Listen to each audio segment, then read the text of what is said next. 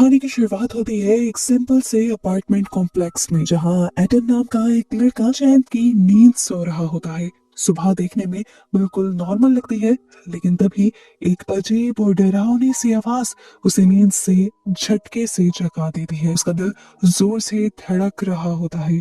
समझ नहीं आता कि ये आवाज कहाँ से आई। वो बिस्तर से उठता है और दबे हुए दरवाजे के सुराख से बाहर झांकता है, पर हॉलवे बिल्कुल खाली होता है। दिल में एक अजीब सा डर लिए वो टीवी ऑन करता है, जहाँ पर अब कोई प्रोग्राम स्क्रीन पर नहीं आ रहा था, बस चल रही थी तो एक इमरजेंसी वार्निंग कि सब अपने घर पर रहे, कोई भी बाहर ना निकले। वो हैरान भी होता है और थोड़ा डर भी जाता है। अभी वो ये सोच ही रहा होता है कि बाहर से लोगों की जोर जोर से चीखने की आवाजें आने लगती हैं। एडन भागकर बालकनी में जाता है। नीचे का मंजर देखकर उसके पैरों तले जमीन खिसक जाती है। लोग इधर उधर पागलों की तरह भाग रहे थे। हर तरफ चीखों पुकार मची हुई थी। सब कुछ तहस नहस हो गया था।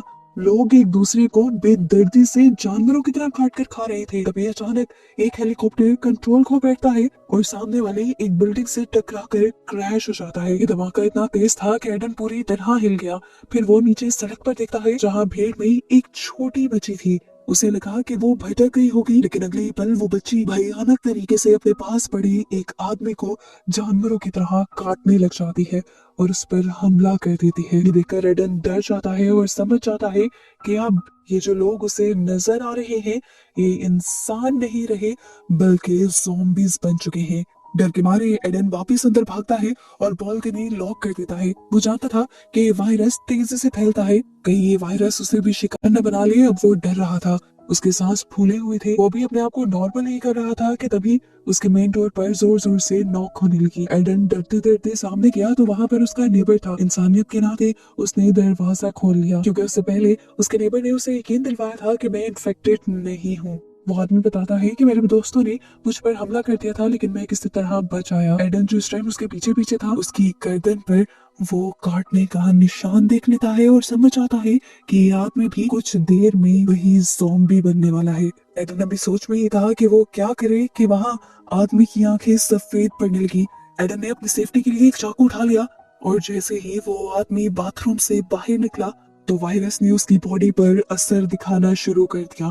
आंखें उसकी पहले ही सफेद पड़ चुकी थी, अब उसकी पूरी बॉडी अजीबोगरीब तरीके से मुड़ने लग जाती है। मुंह से उसके खून आता है और वो भी एक ज़ॉम्बी में बदल जाता है। एडन चिल्लाता है कि मेरे घर से निकल जाओ, लेकिन वो आदमी अब उसी की तरफ बढ़ रहा था। अपने आप को बचाने के लिए एडन कोई चीज उठाकर उस पर मार देता है और उसे धकेलते हुए अपने घर के दरवाजे से बाहर फेंकते हुए अपने घर का दरवाजा बंद कर देता है। दरवाजे के होल से उसने देखा था कि जैसे ही उसने अपने नेबर को बाहर गिराया था, बाहर खड़े हुए सारे ज़ॉम्बीज़ भूखे शेरों की तरह उस पर टूट पड़े थे। कांपते हुए हाथों से एडन दरवाजा लॉक करता है और हैवी फर्नीचर दरवाजे के आगे लगा देता है।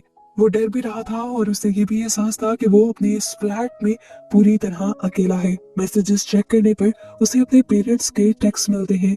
उन्होंने लिखा था कि शहर खत्म हो रहा है, सभी रास्ते बंद हैं, हम तुम तक नहीं आ सकते, बस तुम घर के अंदर रहना और जिंदा रहना। ऐसे ही शाम हो जाती है। डिप्रेशन और टेंशन उसे खाने लगी थी। अपने आप को नॉर्मल रखने के लिए और स्ट्रॉन्ग रखने के लिए बहुत से मोटिवेशनल नोट्स लिखता है और पूरे घर में चिपका देता है। वो अपने घर का सारा खाना एक जगह सेव करता है और उसे कुछ इस तरह से डिवाइड करता है कि वो इसे खाने को ज्यादा से ज्यादा दिन खा सके।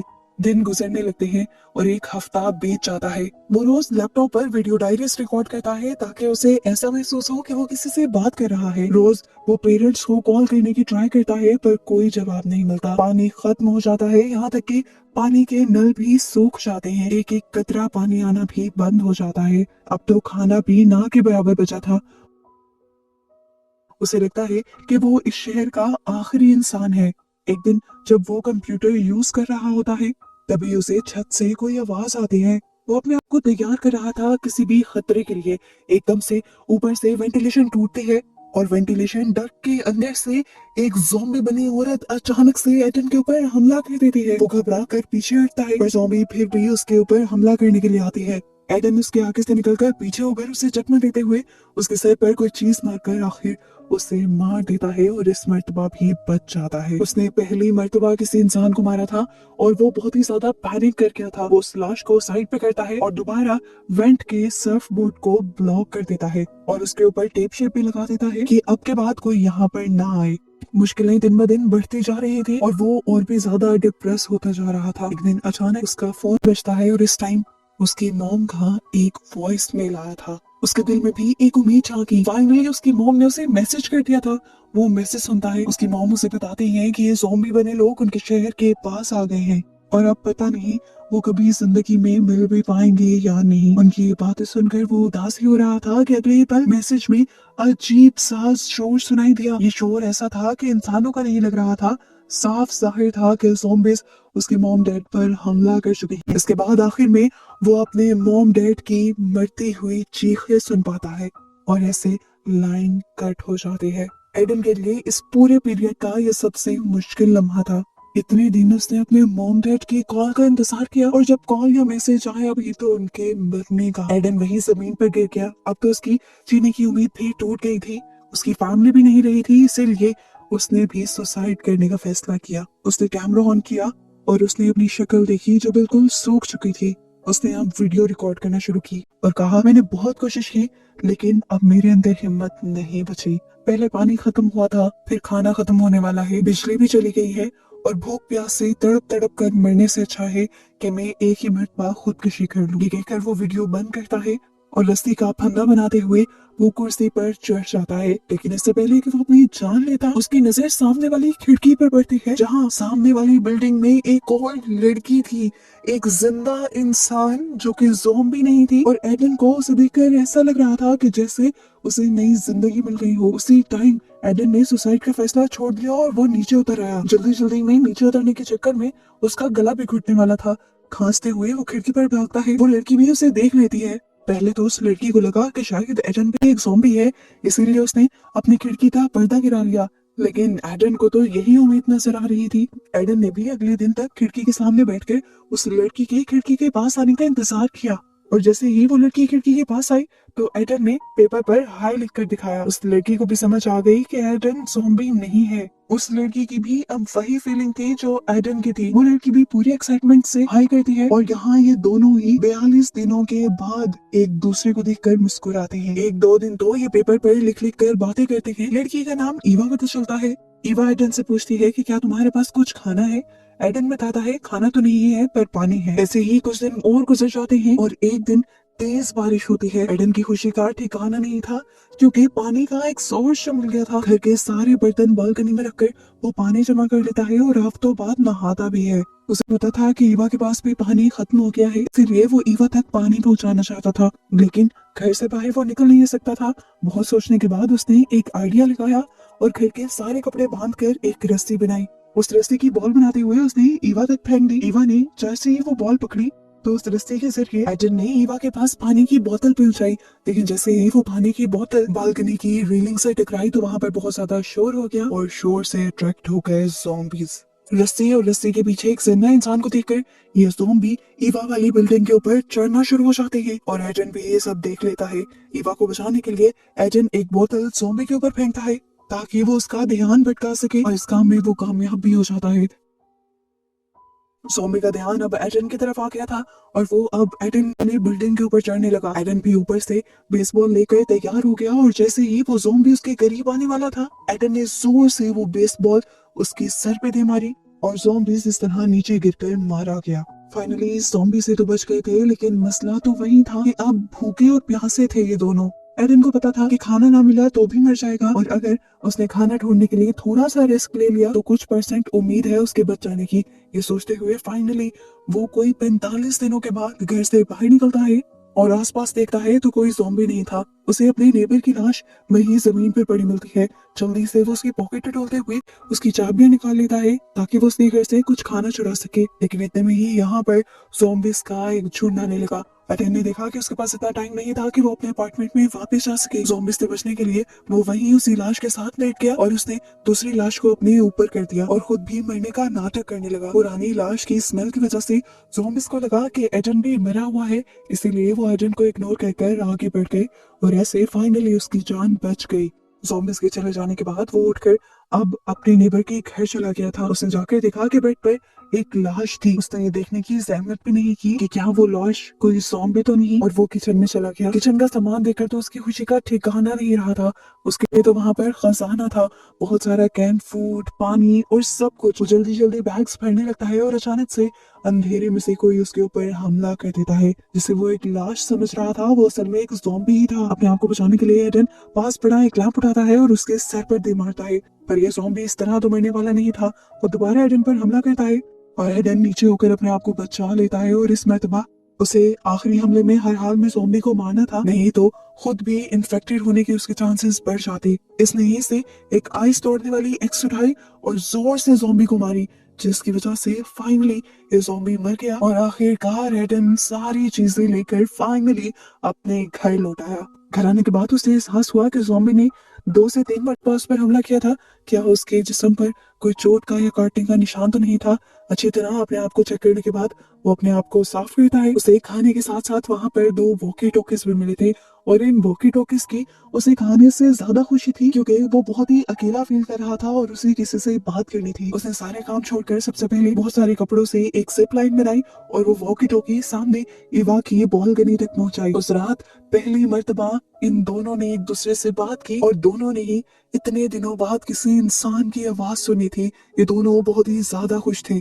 अब एडन के ऊपर एक जिम्मेदारी आ गई थी। उसने फैसला किया था कि वो अपने साथ साथ एवा के लिए भी खाना जमा करेगा, जिन्हें वो जिप लाइन के जरिए एवा तक पहुंचा दिया करता था। उसे आज एक नया रास्ता मिला था। उसके जहन में आया था कि क्यों ना वो अपने बाथरूम की वेंटिलेशन डक्ट के जरिए एक दूसरे अपार्टमेंट में चला जाए। यही सोचते हुए वो दूसरे अपार्टमेंट में जाता है और ये देखकर उसे बहुत ज्यादा खुशी होती है कि यहाँ पर भी बहुत सारे खाना था। वो वॉकी टॉकी से एवा को ये बात बताता है तो एवा भी खुश हो जाती है, लेकिन उसे कहती है कि तुम्हें यहाँ नहीं आना चाहिए था। अगर यहाँ कोई ज़ॉम्बी होता तो। ये लोग अभी बात ही कर रहे थे कि एकदम से एडन के पीछे कोई आकर खड़ा हो गया। ये एक ओल्ड मैन था। इस ओल्ड मैन को देखकर एडन के होश उड़ गए, लेकिन एडन समझ गया कि ये ओल्ड मैन ज़ॉम्बी नहीं है। ओल्ड मैन उससे पूछता है तुम यहाँ पर क्या कर रहे हो और कहाँ से आए हो? एडन बता देता है कि मैं वेंटिलेशन डक्ट के सर आया हूँ और मुझे सिर्फ खाना चाहिए। वो ओल्ड मैन अच्छा था, उसने एडन को बिठा कर अच्छा खाना खिलाया और पानी भी दिया और साथ घर ले जाने के लिए सामान भी दिया। और एडन जैसे ही वो सारा सामान लेकर अब घर की तरफ जाने वाला था तो एकदम से उस बुढ़े आदमी ने पीछे से एडन के ऊपर हमला कर दिया। उसे जब होश आया तो वो एक कमरे में था बेड के सामने, और उसके सामने एक खूंखार ज़ॉम्बी बनी औरत थी जो उस पर हमला कर उसे खाना चाह रही थी। और ओल्ड मैन सामने बैठकर ये सारा तमाशा देख रहा था। एडन उससे पूछता है आखिर क्यों क्यों किया आपने ये? ओल्ड मैन बताता है ये मेरी वाइफ है, मैं बहुत प्यार करता हूँ इससे, इसे मार नहीं सकता। क्या करूँ अगर ये ज़ॉम्बी बन गई है? छोड़ तो नहीं सकता ना, इसीलिए मैं इंसानों को ला लाकर इसे देता हूँ ताकि ये खा ले। ये सुनकर एडन गुस्से से पागल हो जाता है, अपने आप को बचाने के लिए अपनी रस्सी तोड़ता है और यहाँ ओल्ड मैन उसे रोकने की कोशिश में लग जाता है। एडन अपने आप को बचाने के लिए ओल्ड मैन को ही उठाकर बेड पे पटक देता है और उसकी वाइफ उसी को खा जाती है और फाइनली एडन बच जाता है। इससे पहले कि वो अपने अपार्टमेंट की तरफ निकलता, सामने से इवा की उसे कॉल आती है और इवा से बताती है कि उसके अपार्टमेंट में ज़ॉम्बीज़ घुस आए हैं। उसने किसी भी हाल में अब इवा को बचाना था, इसीलिए वो इस ओल्ड मैन की बालकनी से इवा की बालकनी के ऊपर जंप करता है, पर खराब किस्मत के पाँव के बैलेंस खराब होने की वजह से वो नीचे गिर जाता है। एवा इस टाइम फौरन से वही कपड़ा एडन की तरफ फेंकती है जिससे ये लोग चीजें एक्सचेंज किया करते थे। उसी कपड़े पर लटकते हुए बिना टाइम वेस्ट किए एडन अब उसकी तरफ आ ही रहा था कि उसके पीछे एक ज़ॉम्बी पड़ गया। ज़ॉम्बी उसके पाँव पर लटका हुआ था। इस रस्सी के जरिए वो भी ऊपर आ सकता था, इसलिए एडन इवा के अपार्टमेंट में जाने के बजाय उससे नीचे वाले ही अपार्टमेंट में उतर गया और उसने उस रस्सी को भी खोल दिया ताकि ज़ॉम्बी ऊपर ना आ सके। और अब उसने इवा से कहा कि तुम्हें ही नीचे आना होगा। इवा को डर भी लगा, लेकिन एडन के हौसला देने की वजह से उसने नीचे वाले अपार्टमेंट में एडन के ऊपर जंप कर दी। फाइनली इतने टाइम बाद ये दोनों मिल रहे थे। ये दोनों बहुत ज्यादा खुश थे। एडन इवा से कहता है कि यहाँ पर बहुत शोर हो चुका है, जल्द ही ज़ॉम्बीज़ आ जाएंगे और हमें बचने के लिए फौरन यहाँ से निकलना होगा। ये लोग बाहर बालकनी में भागते हैं तो इनका सामना बहुत सारे ज़ॉम्बीज़ से हो जाता है। अपने आप को बचाते हुए भाग भाग कर ये लोग एडन की बिल्डिंग में एडन के अपार्टमेंट तक पहुंचने में कामयाब तो हो जाते हैं, लेकिन एक बहुत बड़ी मुसीबत आ जाती है। इवा तो एडन के घर के अंदर चली जाती है, लेकिन एडन पर बहुत सारे ज़ॉम्बीज हमला कर देते हैं। एडन के पास इस टाइम एक बेसबॉल बैट था, जिससे उसने इन सारे ज़ॉम्बीज से मुकाबला किया, उन्हें मारा और फिर जैसे ही अपार्टमेंट के अंदर आया तो फूट फूट कर रोने लगा।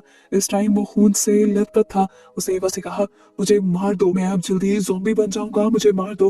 वो बालकनी में आया और उसने अपनी शर्ट उतार दी। वो अपने आप को खत्म नहीं करने वाला था, बालकनी से जंप ही करने वाला था कि तभी ईवा ने उसे रोक दिया और कहा, एडन तुम बिल्कुल ठीक हो, तुम पर कहीं काटने का निशान नहीं है, तुम पर बस ज़ॉम्बीज का खून लगा है। ये दोनों जिंदा थे, सही थे। ये जान गए कि दोनों बहुत ही ज्यादा खुश हो जाते हैं। एक दूसरे को जिंदा सलामत और एक साथ देखकर ये दोनों बहुत ही ज्यादा खुश हो गए थे और दोनों में ही दोबारा से जीने की उम्मीद जागी थी। ये दोनों इससे पहले कि अपने मिलने को सेलिब्रेट कर पाते, एडन के घर के बाहर दोबारा ज़ॉम्बीज की आवाज आने लग जाती है। ये लोग जल्दी से दरवाजे के आगे फ्रिज रख देते हैं और दरवाजा खुलने से बचा लेते हैं और फिर एक दूसरे से वादा करते हैं कि जल्द ही वो इस ज़ॉम्बी वाली सिचुएशन से निकल जाएंगे और फिर ये जिंदगी एक साथ गुजारेंगे।